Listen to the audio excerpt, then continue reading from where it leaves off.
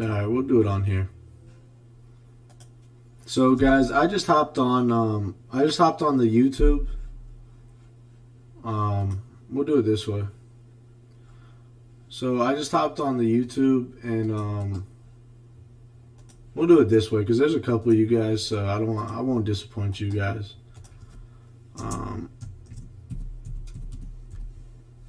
Even if it's only for 10 to 20 minutes or whatever it may be. This way you guys all are able to get it, because even if there's only a few of you guys, at least, I mean, there's a couple of you, so might as well, right? So I'm on here right now. I'll give you guys a couple minutes to join, and whatever questions you guys have, type on Discord, because the stream isn't letting me see the comments really, or whatever it may be. So we'll do it this way. That's not the right link. Well, then just click the YouTube. I don't know. It's on the YouTube. Yeah, it's right there.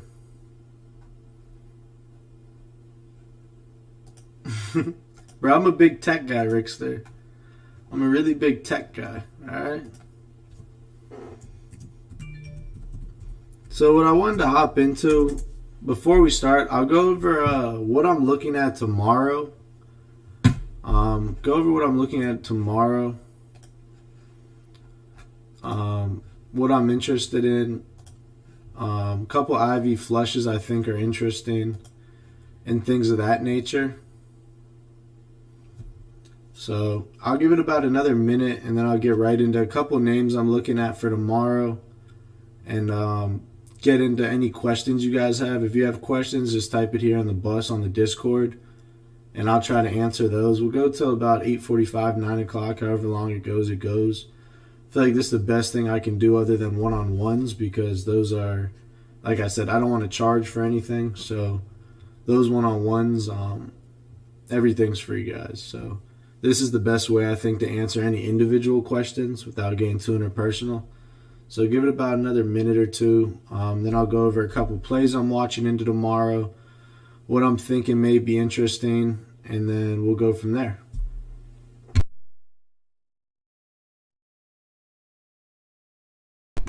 So if you have questions, guys, type them out. Yeah, I'll walk through some flushes and candidates for that. No, this is Unusual Whales that I have up. Code NASA, NASA for free for 5% off. It's been a long day, guys. I'm exhausted.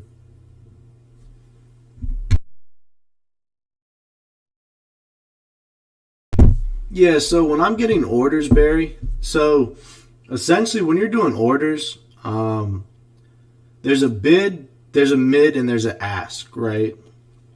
So all that means essentially is there are people bidding below the mid, and there's people trying to sell above the ask, above the mid. So the mid price is going to be the average between the ask and the bid. So when you hear me say I'm fishing for orders, when I'm fishing for an order, what that means is I have it below the mid. So essentially I'm trying to get it. It might not be able to fill now because where the price of the stock is right now. But if it sells off and it goes down, I should get filled lower than it is now. So, you know, a lot of people may put contingent orders in, or they may put orders in below the mid. Now, what I'd always say is always use a limit unless you're just panicking to get out, and then use a market. But limit orders are going to probably, in my opinion, guys, limit orders are going to be way better than a market order. Because let's say you have a market order and there's not many sells or not many buyers, for example, and you put it at market and somebody's bidding below the mid, right? So, for example, if you're in a position and you're trying to sell and you sell it at market, it will sell to whoever is trying to buy it at that price, at any price on the market. So even if the mid price is higher, it may just fill you right away.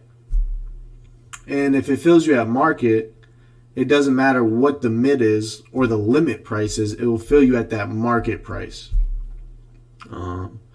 Unusual Whales, I typically don't use filters. But one thing that I do like to do, see if I can pull this up. I don't like to use filters. I always say, like, it sounds mean, but, picture your girlfriend, right? Filters are like makeup. She's either pretty or she's not. Hate to call a stud, right? Spade a spade. It's like makeup in my opinion. It might, it might make it look good. It might, give you some bias. And the whole point of this is no bias, right? You see what you see, and whatever you see is what it is. You can't call a spade what it's not. So in my opinion, I don't really like filters. I will use these alert tabs over here. On this side, they have these alerts that will come up on this page, and you could click it and it'll have ones that are above that ask or a certain amount of volume. What I like to do is just follow. I like to follow these chains and follow the. Sorry, it's slow right now. Where is it? Here it is. I like to follow this, right? So this page right here, the flow levels. This page, in my opinion, is probably one of the most important pages because not only will it tell you the total open interest, but it will tell you the average volume over 3 days, 7 days, and 30 days for calls and puts. It will show you the top 5 chains by breakdown. It will show you the premium expirations for it and how it's working on each date. You scroll down and now you can see the premiums, right? So now there's no bias, right? Because this is a $30,000 size, this is 15, this is 5,000, and this is 1,000. So I use this page a lot, and I think this flow levels page is super important. I think it's an underutilized tab, but it's probably my favorite. For example, here's Upstart, right? And I mean, we could go right here and look at Upstart if it's not a. This guy's good. So you can see Upstart after hours, right?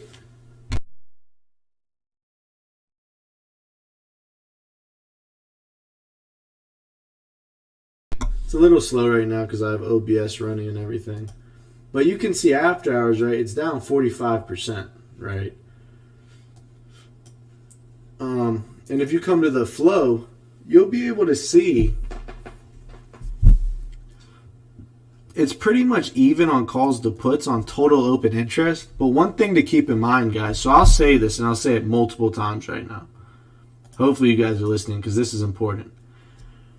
Open interest on a contract, guys. Open interest on a contract updates every day. The open interest does not update intraday, right? The volume for a contract will update intraday. So the open interest, you may not know if they're closing a position or selling that position or opening new ones. You'll see it on the next day. The volume, however, you'll be able to see what's going on with the volume throughout the day. The volume will come up every day throughout the day, and it'll show you increase and decrease in volume. Open interest, you have to keep track of and see what it does tomorrow to see the difference, to see what the flow is actually telling you. And I mean, if you look at this page just alone, right, this is Upstart, right? This is Upstart after hours, down 45%. This is the flow. The top puts, the top chain, 50 puts, 36 puts, 40 puts, 45 puts. And then they had hundreds as probably a hedge. If I had to guess, some of these are the same buyers who were going for 100 calls in case they had 50s or 45s. And what this looks like to me, guys, looks like a vertical, but, to the downside. It looks like a put spread. So they have 50s, 45s, 40s, and 36s. If it was a bull spread or a vertical spread, they would have the hundreds, the 110s, the 120s. But when you look at it, I mean, nothing about this screams bullish, right? Number of calls to puts, 85% puts. And these are $30,000 orders, right? So nothing about this Upstart chain screamed bullish. And if you saw the premiums on Upstart, they were like $300. The Upstart premiums were about $300 for this week's calls, $20 out the money. I mean, when I looked at the $100 calls, which when it was $74 or something, those things were going for about $3, right? So one, I stayed away because I figured, okay, The IV on these things is like 220 to 250. They're so far out the money, even with the plus 22% implied move, because the implied move was about 22%, right? So even with that implied move, you have to get above that move to really get paid. And I don't want to go 22% out the money either side, because, that's a lot. Even though it moved above that implied move, so the put sellers are going to be hurting tomorrow. But the call sellers, the people selling calls, are all going to bank. But I mean, if you looked at this chain, the top 5 volume chains, none of these dates, the expirations are all 5/13, right? So it's not like people are positioning themselves for 6 months out or 6 weeks out or next year. They're positioning themselves out for this week only. So just looking at this, you can see that the puts were heavy on the put side, right? And then you look at the average volume on the 3-day, and you could see that over 7 days, it's only about 27K. Over 3 days, you can see the put volume went up all the way to 33. And if you look at the 30-day put volume, it's at 31, right? So you could see that over a 3-day period, it's way above the average for a week, and for the month, it's above by 2K. And then here you can see the calls are at 41, and usually for the month, it's at about 44. So if you just look at this little summary right here, you can kind of get an idea like, okay, even though there's more calls than puts on the open interest, I would almost guarantee you tomorrow that when this open interest, because like I said, guys, before, open interest adjusts every day. So I would almost guarantee you tomorrow, a lot of people are selling these calls and a lot of people are buying these puts.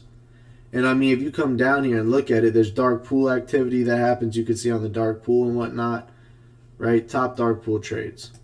You can see there's a lot of activity after hours in terms of volume and premium, right? Like, look at this one, 77.3. This is right at close. This is at 4 o'clock. I'd almost guarantee that's a sell. Same thing here. I'd almost guarantee this is a sell at 403. And then you could come down here, and I mean, nothing about these are bullish. I mean, even the $1,000 premiums, even though the volume's higher, the calls are higher. Premiums to calls, right? The calls, the puts. The puts are massively different. And this is only on a $1,000 scale, right? You go to 5,000, somewhat even across the board, but then you get to 15 and 30K on the premium side, 15,000, and you could slowly see the puts start to outweigh the calls on premiums, ask, and everything, right? And then you get to 30K, and you just see the call buyers are just nowhere near where the puts are. So hopefully that answers that. And tomorrow, Upstart's probably going to be one of my top watches, along with Peloton. I wrote them down. Tomorrow I'm going to be watching XPO, which is a logistics company. I'm going to be watching Upstart, Peloton, and AMC. I have to watch AMC after that beat. They beat earnings on top and bottom as what they expected they beat. So AMC is going to be something I want to watch. XPO has earnings tomorrow. Tomorrow pre-market. Same with Peloton. So Upstart, Peloton, AMC are going to be probably my top 3 watches for flushes going into tomorrow. And I think those names are really going to be interesting. In terms of Upstart, because some of you guys asked, like, what are those levels you make in the morning? What are those levels you make in the morning? The levels I make in the morning, guys, it's not rocket science. If it was, I'd be Elon Musk, right? Like, the levels I make in the morning, guys, are simply these, right? It's my support and my resistance, right? That's all it is. So it's literally just my support and my resistance. And all it says, if you get through this 87 level, first obviously you'd have to get through 8 and 21, but if you get through 82, 80, and 86 essentially, you should see 87, and over that you should see 94. Over that you should see 102, because that's your MA, right? That's your 50. That's an SMA. So that's all that's showing. But what you know is it's at 42 now, right? So 42 puts you all the way down here, right? And if you look at these levels, and you could see something, right? It's not like I just drew this out, but you can see we're sitting at 42, right? If you look at this previous level, if you look at this previous breakout on Upstart, you look at this previous breakout on Upstart, you can see where it broke out, right? Around the 42 range, right? So what that's showing you guys is pretty simple. This 42 range, even though we haven't seen it in a while, obviously, if you look here, this is the previous breakout when it first started trading publicly, right? That 42 level. What happened? It goes all the way up here. It taps that 100 level, which is now all the way here, right? That 100 level is right here's resistance. And same thing, right? That 42 level, where we're at now, is that previous support. So my levels that I make in the morning when I draw like my dashes, all it's saying is if you want to get to 87, or if you want to get to 87.30, right, so I would probably put 87.50 there. If you get volume over 87.50, the next level is 94.69, so I'd put 95. So it would be, if you get over 87.50, it would be a dash, and then it would be 95, dash 102. And then it would say if you sell off and reject that breakout at 75, or so it would be 76 here, I'd put, because it's 75.95, I would round up to 76. And I'd put if volume comes in, dash, you could see 71. And under that, I mean, you could probably go even lower down here if it'll let me pull it real quick.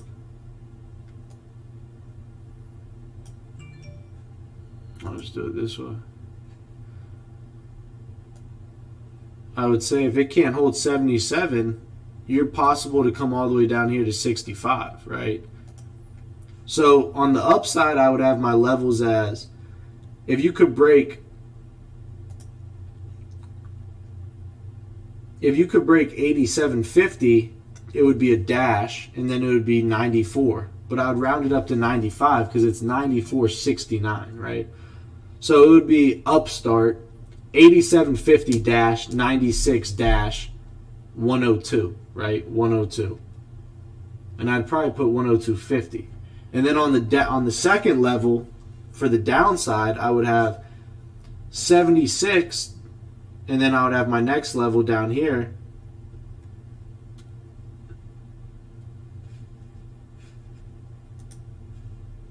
I'd have my next level down here, so it would be like 71, like we just mentioned. So it would be 76-71, and if that doesn't hold, you come down here to 65.50. So that's how those levels in the pre-market work when I make my pre-market lives. Yeah, I know my YouTube's only showing stock charts. It'll pull up, I believe. Does it show you? You could see my unusual whales right here, right? You can see unusual whales.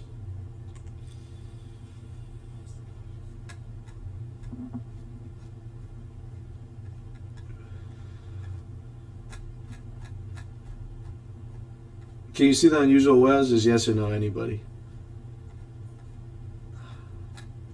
Take it as a yes.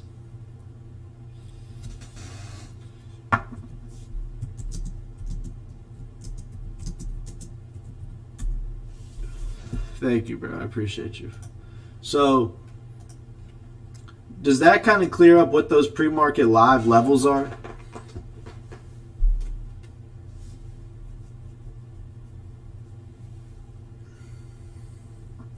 Okay, so now that you understand those pre-market live levels, how I use unusual whales, that's two nice things that got cleared up.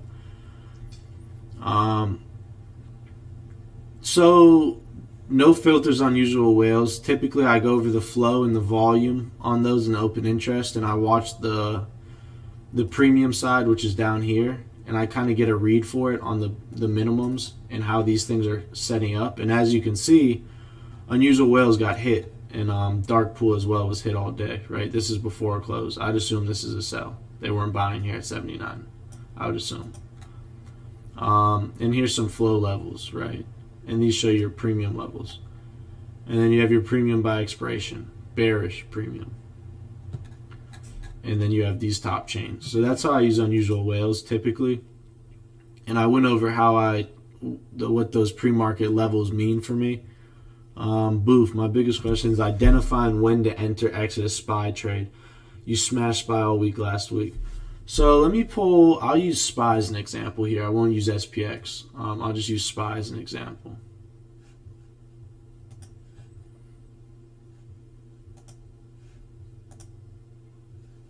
Sorry guys, it's moving a little slow because I got a bunch of tabs open and the OBS on. So what I'm doing every morning, guys, the same way I just showed you how I make my levels, for anything and what those dashes mean on my pre-market levels, is the same thing I do here, guys, right? So I come into the day, I wonder if it's more clear here because I already have it, yeah. So here's a chart, right? So I already have these levels made, and those levels come from the daily. So I make my levels, my support and resistance, and my big volume nodes where I need it to hold or break on my levels on VPOC, among other things, where it needs to hold. I guess it deleted the rest of them, but so I guess I'll make it anyways. But that 403 level was fighting all day. But all I do is I go to those candle closes. Everybody knows how to make levels, obviously. So I go to these daily levels, and I literally just I put a couple levels that are major, right? I mean, you could go all the way back, and I'd assume, yeah, look at that, right? Wow, it's magic. Wow, it's magic. Wow, breakout. Support, bounces off. Wow, support, rejects on support, right? Support, breaks through, right? Resistance, support. So those things are super simple to me, right? Those things shouldn't be complicated, so I make those on the daily. And I mean, right now you're looking at a possible gap all the way down to 396, which was damn near low a day today, which it was, right? Under that, you're looking at a move towards 391. But what do? I take these daily levels that I have, and I'll trade them on the intraday time frames. So I'll trade these on the intraday time frames. So if you scroll out now, those daily levels carry over, right? So for example, today, this is into FOMC after that big ass rip into after FOMC and the sell-off. But like, let's say you wanted to buy puts today. So today is 5-9, right? So today at open,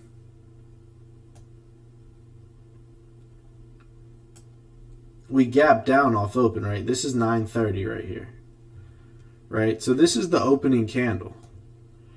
And I follow the volume here. So these bars, guys, are all volume.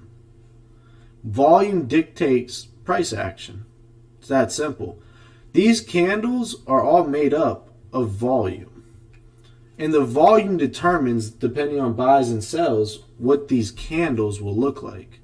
So for example, today at 9:30, you get that big candle and it rejects.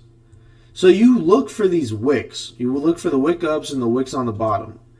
When there's wicks on the top and bottom, it means buyers and sellers are fighting, right? And if they don't pick a side, you end up with one of these candles right here. You see this candle? That's a doji. So you end up with these indecisive candles. So an indecisive candle is essentially when buyers and sellers are interlocked.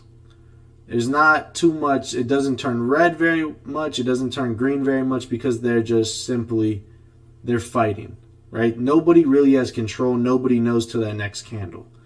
But this morning, we gap down off open, right? You get a big volume node off open. you gap over that major 406 level, and you reject right here at this pivot. Whoever asked me about pivots earlier, pivots are support and resistance, right? R1 you could see here, S1 you could see here. All pivots are support and resistance levels that are done by an algorithm. Those algorithms are redone every week, so they'll adjust every week. So you guys can see that support held pre-market, it sells off, rejects in the pre-market, and then at open you try to break through that 406.45 level, right? And you could see high of day is 406.41. The pivot is 406.45. You see it taps it almost to the T, it breaks down under. So what happened was this was a big green candle and it was a full body with a hammer on the bottom.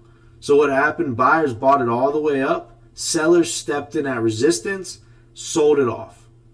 So buyers ate that candle up. And what happens next? You try to break over 405.96 again, you reject. And you could see that wick at the top of this candle, right?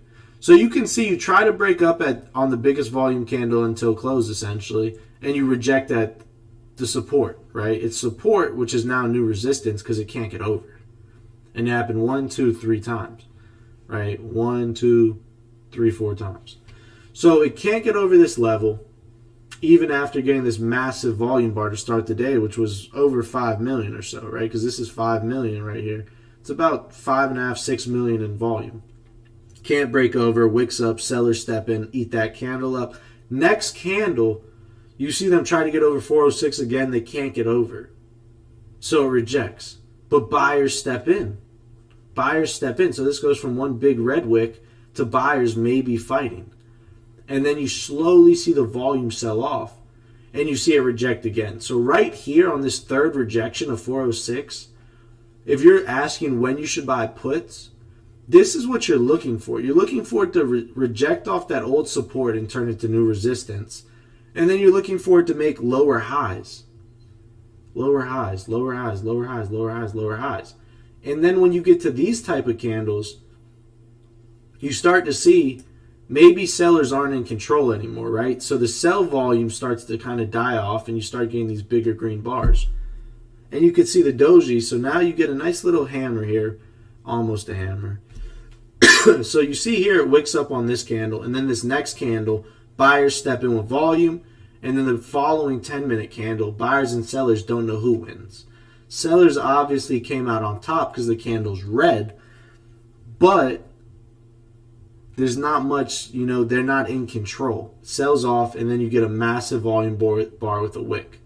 And that's where you would buy those calls for a quick 30-minute scalp, right? 10, 20, 30, 40, 50, 60. So this is an hour right here. And then when you see it wick up and then the next candle making lower highs, you would be able to enter puts. So essentially what you want to look for is old support turning to new resistance, volume coming down to the sell side, right? So buy pressure sells off and sell pressure increases, making these rejections and then these wicks on the top. So you could have literally 930, 940, 950. On that third candle of the day, you can see it rejects and sellers kind of take control. And then the next candle, another lower high. Then the next candle, another lower high. Then the next candle, another lower high. Then the next candle, another lower high. And then the next candle, it makes a higher low. So on this candle, you kind of say to yourself, okay, sellers may be starting to lose control. I could probably write it down a little. Let me see what happens. Let me scale a couple down here. And I mean, everybody who knows patterns, this is on the 10-minute. What pattern is this? I mean, it's not complicated, right? Oh, of course it's going to do me like that. Right? I mean, oh my gosh. Big tech guy, big tech guy. You can see the flag breakdown. Right? So, do you guys see that flag? You guys see that flag?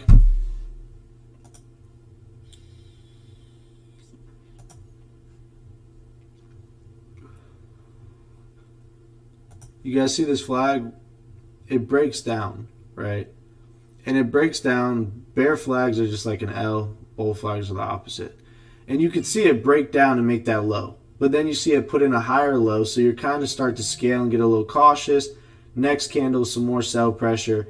And this is where you start, right here is where you want to start looking at calls, right?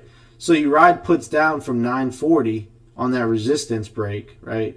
Support at 930 turned into new resistance, breaks down, makes a lower high. Sellers are in control on this next candle, that's evident. Heavy volume on the sell-off, bear flag, consolidates sideways, bear flag breaks down. That's where you would ride these puts from, right? 10, 20, 30, 40, 50 minutes, and then this is an hour. So you would ride your puts down from that resistance, rejecting off resistance, which was an old support. Ride those down into the bear flag breakdown. And then when you start seeing it make higher lows, you're kind of like, okay, I should start scaling. Let me be cautious. And then you just kind of wait to see what happens here. Then you see buyers step in and it kind of hammer out, doji on the next candle. And then buyers step back in with some volume, right? Because these volume candles tell the story. 10, 20, 30, 40, 50, 60, 70, 80 minutes. And you have 1, 2, 3, 4, 5. So 5 are buys, 3 are sells. And what that means is 5 out of 8 of these candles are heavier to the buy side. If there's a buy imbalance, it's going to go up. And I mean, you could see these two candles right here, guys, right?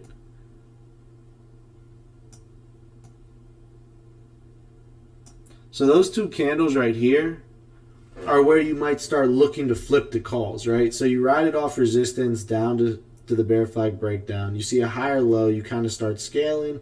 Next candle, some sell pressure. But you see that sell pressure here relative to morning and other times of the day is light.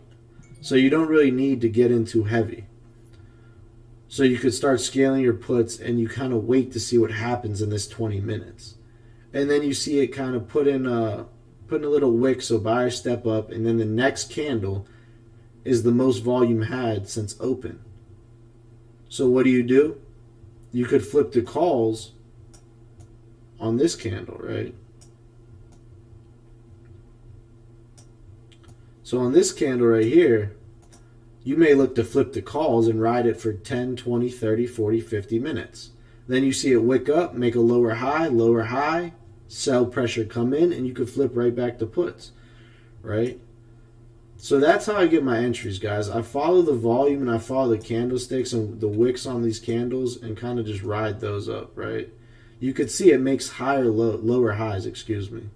So from here, you're able to play puts off that rejection off open and those lower highs, and there's a bear flag breakout. And then when you get here, you see these candles kind of indecisive. Buyers and sellers are interlocked. So you'd kind of start scaling all the way out of your puts, raise your stops, scale out of your puts, and see what happens here. And then you see buyers step in, and then the next candle, the most volume we've had since open on the call side, so on the buy side. So what happens? You watch for this next candle, you see it makes a higher low, or a higher high, excuse me. And what happens next? Higher high, higher high, higher high. And then you get here and you have your lower high. But before that next candle happens, the second one, right? Before the second candle happens, oh my goodness, big tech guy. Before this second candle happens, you can see it wick up, right? So these wicks are what you have to watch. So that wick tells you seller, this was a full green bar, and then sellers ate it up. And then the next candle, it makes a lower high. So these three candles right here are where you start to lean back towards puts. And yet again, even if you don't get it on this first one, you have 10, 20, 30, 40 minutes to ride it down. And even if you're scalping zero dates, I mean, that's 30 to 40%.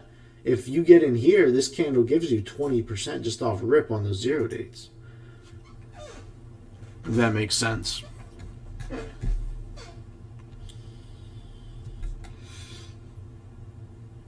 The Fed talk last week. Yeah, so when I'm saying there's more buyers than sellers, I'm watching this volume down here. I'm watching that volume down here. And on top of that, you can watch the volume on the contracts. So you could watch the volume on the contracts as well. And I posted that in the Discord today. And it's something that I always watch because I always say premiums move first. And if you go scroll up in the Discord, because it won't let me show you my Discord screen, but you'll see if you click the quotes on an option, like I said, open interest opens the next day, but volume updates throughout the day. So you're able to see when the heavy sells happen on the calls. Why else would you sell your calls? Unless you think it's coming down. And if it's not retail size and it's heavy size selling their calls, you would expect the next move on the underlying to be a sell with heavy pressure.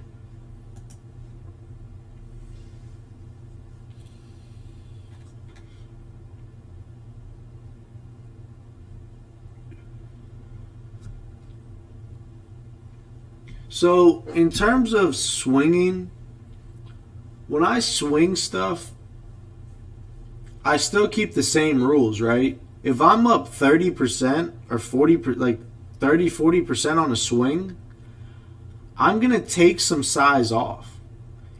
Just for the simple fact that the whole point that the best thing you can do is scale out of a position, right?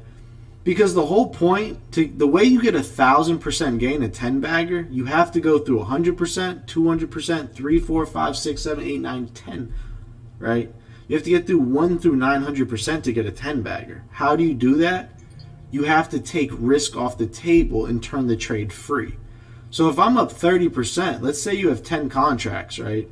If you're up 30% and you take 3 of them off, you're still up 30% on the other 3, but those you got some contracts that are now free because you took off some of the risk. And the goal would be eventually to take off enough of those contracts that now that swing is risk-free. So now the premiums are off the table and the profits are the only thing left. So now you have a free swing, a free trade, a risk-free trade. Yeah, those upstart calls, that IV was ridiculous. And the premiums were ridiculous. So going into tomorrow, like I said, Upstart, Peloton, and AMC are probably my top watches, and then Roblox and Coin going into tomorrow. So I guess Wednesday, excuse me. So, I mean, hopefully this stuff helps. Hopefully these little breakdowns will help you. Hopefully some people will watch it. If not, it doesn't matter. Yeah, it's recorded, Wilson. It's recorded. That's the cool thing about YouTube. I'm a big tech guy, so you know I got the tech started. So, bonds. What I like to do is I switch between candles. You'll hear me say like 1 minute till the 30. And when that happens, I'm switching to the 30-minute candle. And when I switch to the 30-minute candle, I always say this, right? If you're staring at a tree, all you're going to see is the tree. But if you take a step back, you see the whole forest. So if you're just seeing what's right in front of you on a shorter time frame, you're only seeing what's right in front of you. But if you take a step back, now you could see not only what's in front of you, but the whole forest. So now you could see what's going on with the plays that it runs in sympathy with. Like, if I see CVX selling off on the 30, but I see Oxy and XOM holding up, I'm going to ask 2 questions. Is Oxy and XOM, are those things lagging the move to the downside? Or is CVS weak because it's just weak today? If the answer is there's no news and it's weak today, I'll say, okay, so it's lagging to the upside. So it allows you to see everything versus just seeing what's right in front of you. So I switch between candles. So, Jad, I had calls and puts going into FOMC because I knew the volatility was going to be crazy. So I straddled it first. And then the second I saw it reject and wick up,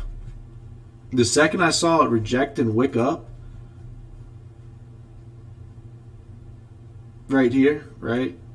Because this is FOMC the 4th. The second I saw it reject and wick up on that first move right here, this is into FOMC, right? 12 o'clock.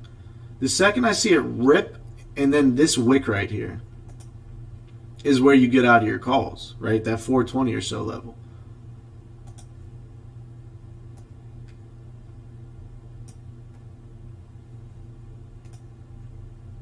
Is where you start to kind of be like, okay, let me get out of my calls, hold my puts.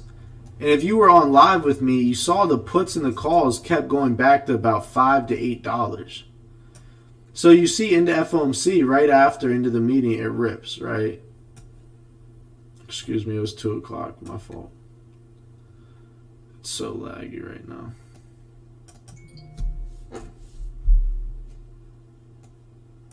Oh my goodness. Big tech guy. Big tech guy. Sorry, it's this candle.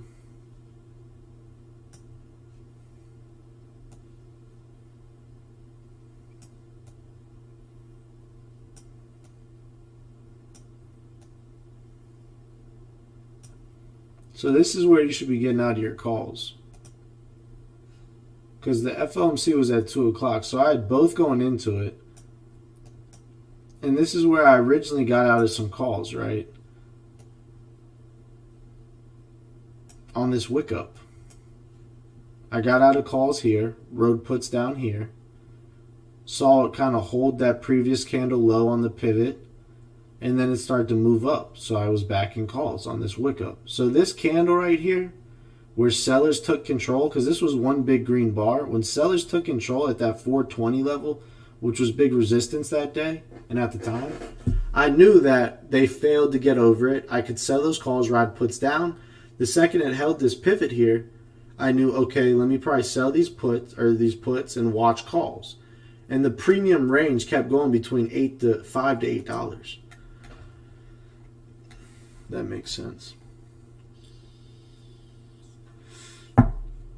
So, I mean, hopefully this helps you guys. It is recorded, so if you got here late, I know there's not many of you in here right now. It is 9 o'clock on a Monday, but I could have just recorded it. But like I said, there's a bunch of you guys who, even if it's only a handful or 20 or however many people are listening, you guys were waiting for this, so I didn't want to disappoint. So hopefully this stuff helps you. Hopefully it kind of gives you a little bit more insight and lets you see what I'm seeing. So you will see it wick up, right? You'll see it, because it's the 10-minute. You'll see them start to sell, because this was a full green candle, right? It looked like this, but bigger. It was a full green candle. Imagine this candle, but as this. The only reason this wick is here is because sellers ate the candle up. It's like Pac-Man. The sellers ate the candle up. Yeah, if you're late on an entry, just wait for the next couple candles. So hopefully this stuff helps you guys. I mean, this market's brutal. It's non-forgiving. And the best thing you can do is if you're uncertain, just stay away. The name of the game is longevity, right? The name of the game is don't blow up. So the name of the game is who can do it longer. If you're going to blow up your account chasing, you're in for a rude awakening, guys. So, yeah, whoever was asking about, can you see my charts? This is SPY, VIX, and then all the FANG names. This chart is going to be SPY and all the SPY, VIX, all the chip names. This candle is going to be SPY, or this chart is going to be SPY, Bitcoin, all the Bitcoin names. This candle is going to be, I already showed you that, all the chip names. This one's going to be SPY, VIX, bank names, and cyber names. This chart right here is going to be some just regular names that move in sympathy and that are growth stocks. And I have a chart for, Chinese names and China tech and all that. But then I also always keep this on the same page. So a lot of you guys are like, how do you see X, Y, and Z all the time, right?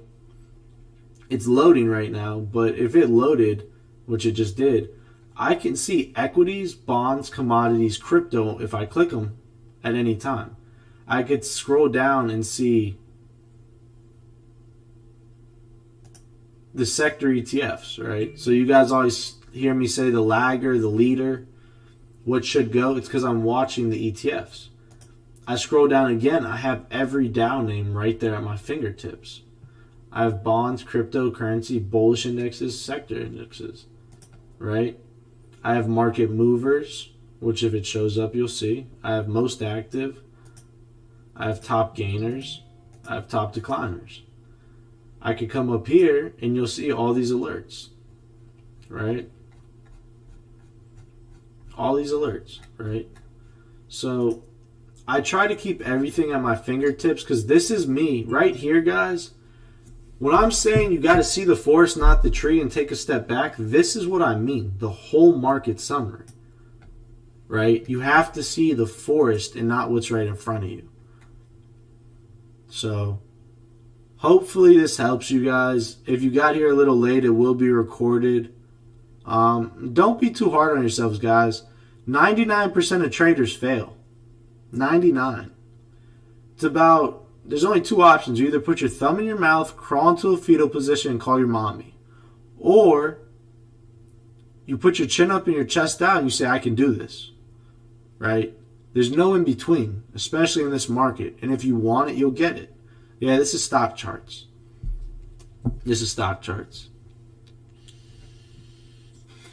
So, like I said, guys, hopefully this helps. It's recorded. I think it's been about 40 minutes. And I mean, I appreciate you guys hopping on. I know it's a little late. I promised it, so I wanted to hop on here and not just ghost you guys because I'm tired or I'm off the Casamigos. You know, it's not your problem, that's me. So wanted to make sure I did it because I did tell you I'd do it. And at the end of the day, guys, your word is your bond.